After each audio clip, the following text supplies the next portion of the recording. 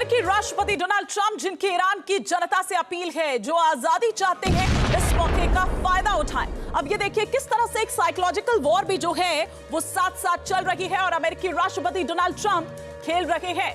ये psychological war जो है इसका खेला खेल रहे हैं, क्योंकि उनको पता है कि जब तक उनका जनता का समर्थन प्राप्त नहीं होगा या जब तक जनता नहीं चाहेगी तब तक वहां पर इतना आसान नहीं होगा इस तरह से कंट्रोल अपने हाथ में लेना। ईरान की जनता बहादुरी दिखाए और अपना देश वापस ले। ये बार बार पहले दिन से जब ये अटैक हुआ तो जो पहली प्रतिक्रिया सामने आई थी डोनाल्ड ट्रंप की, वो यही सामने आई थी, वो यही एड्रेस करते हुए नजर आए थे। और उसके बाद आपको याद होगी हाई स्कूल के उन छात्रों की तस्वीर जो सड़कों पर जश्न मनाते, आई लव ट्रंप कहते हुए नजर आए थे। और साथ ही साथ ट्रंप के द्वारा यह भी कहा गया कि हम आपकी मदद के लिए मौजूद रहेंगे। उन्हें पता है कि जब तक उनका समर्थन हासिल नहीं होगा तब तक कुछ नहीं हो सकता है, वरना और स्थिति गंभीर हो सकती है, अराजकता हो सकती है, गृह युद्ध जैसे हालात हो सकते हैं।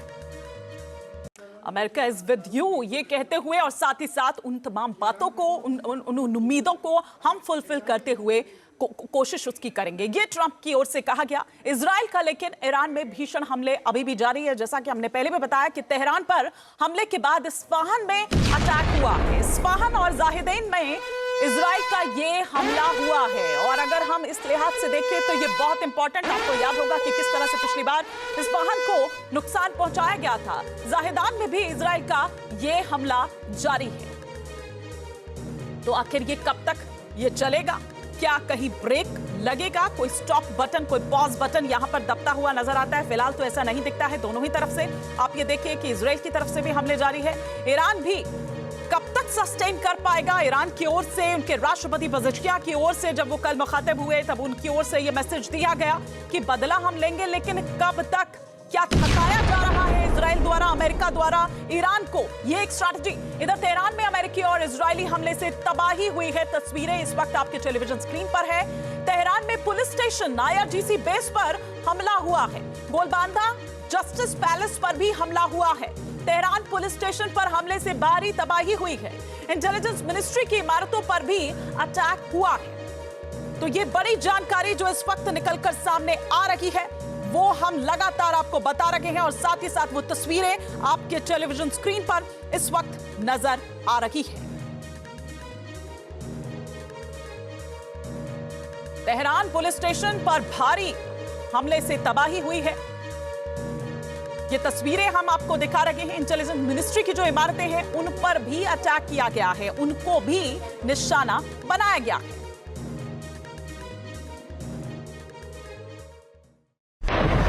Red warning. Target shelter. Shelter in place.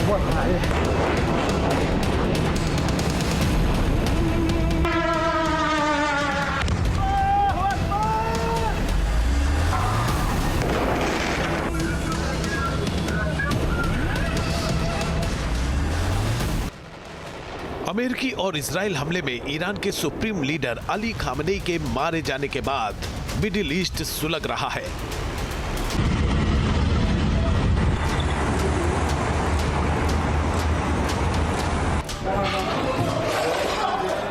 Iran के पलटवार से मिडिल ईस्ट के कई देश झुलस गए हैं।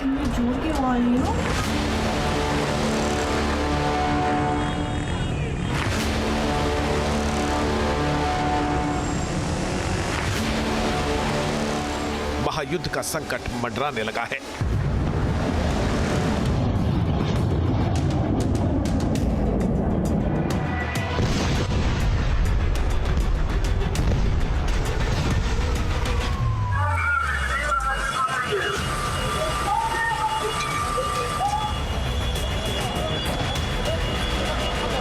ईरान पर इजराइल और अमेरिका का हमला कोई सामान्य बमबारी नहीं थी। इस हमले के लिए दोनों देशों ने महीनों तक इंतजार किया।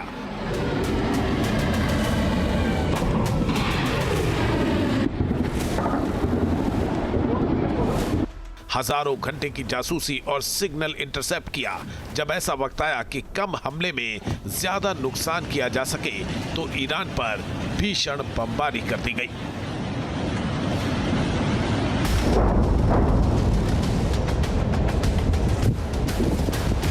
दरअसल अमेरिका और इजराइल को सिर्फ इस बात का इंतजार था कि कब सुप्रीम लीडर खामनेई और ईरान के मिलिट्री कमांडर्स एक ही जगह मौजूद हो।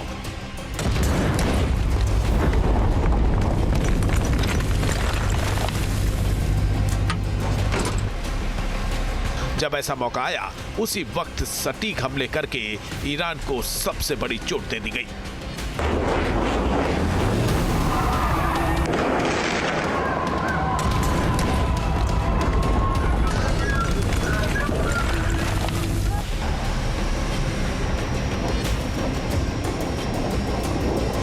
अमेरिका के ऑपरेशन एपिक फ्यूरी और इजराइल के ऑपरेशन रोरिंग लॉयन ने ईरान में जमकर तबाही मचाई।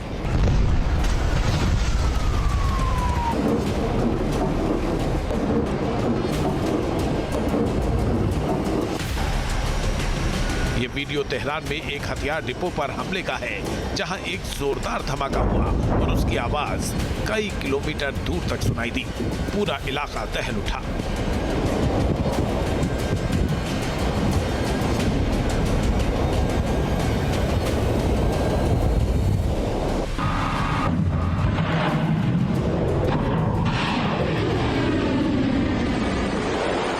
ईरान के खिलाफ समंदर से भी घातक हमला किया गया। एयरक्राफ्ट कैरियर से बैलिस्टिक मिसाइलें लॉन्च की गई, लड़ाकू विमानों ने उड़ान भरी और ईरान के कई ठिकानों पर विध्वंसक हमले किए गए।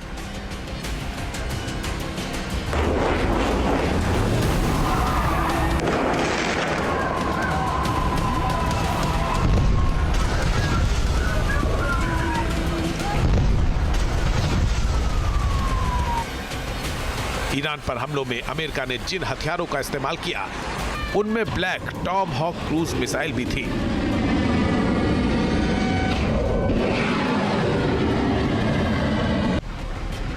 काले रंग की टॉम हॉक मिसाइल को दुनिया ने पहली बार देखा। अमेरिकी नेवी ने एक के बाद एक कई टॉम हॉक मिसाइलें दागी, जो सीधे ईरान के ठिकानों पर गिरी।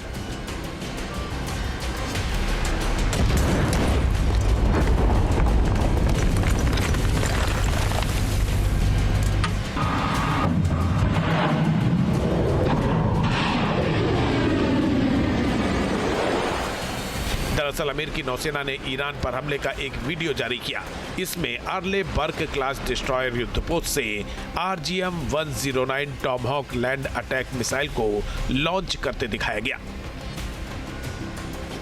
इसी वीडियो के एक हिस्से ने दुनिया भर के सैन्य विशेषज्ञों का ध्यान खींचा और वो है black Tomahawk cruise missile. Iran पर हमले से पहले टॉम हॉक के ब्लैक वेरिएंट को कभी नहीं देखा गया था। इससे सवाल उठ रहे हैं कि क्या अमेरिका ने ईरान पर अपने रहस्यमयी हथियार का इस्तेमाल किया है?